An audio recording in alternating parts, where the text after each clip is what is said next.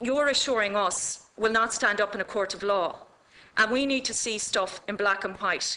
And there is a legitimate question being asked here about the use of the word only. A woman is entitled to refuse treatment, and the X case basically says that in a situation where her life is at risk because of suicide, accepting that as the situation, she's entitled to refuse treatment. So therefore, the only option for the medical practitioner, the psychiatrist, is to certify in that situation.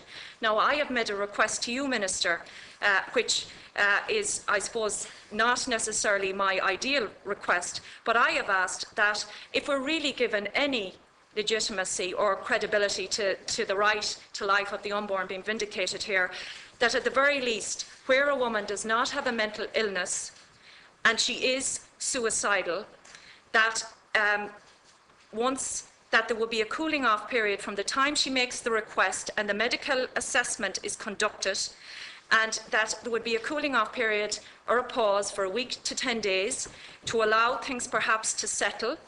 And I say that not just from my own perspective, but medical evidence was given at the health committee hearings, that in fact, when somebody is in a heightened state of anxiety, distress, suicidal ideation, that the way to deal with them is to slow things down. You don't make immediate life-changing decisions in that scenario, and it would accord with that evidence, and it would give some credibility to the fact that that we are actually taking serious our obligation to vindicate the life of the unborn.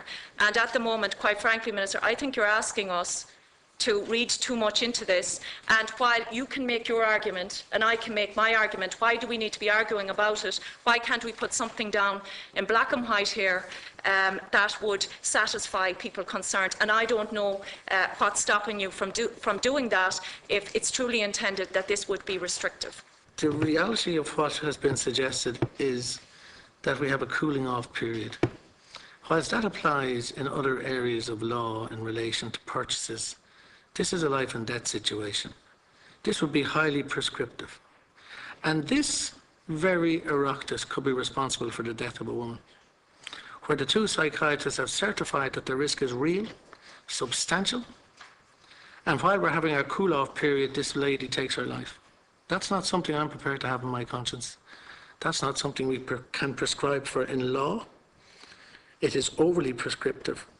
I accept that there's nothing but good intention behind it, but the reality is it is not possible to do that within the law as we see it, and certainly would be utterly against the advice of the Attorney General.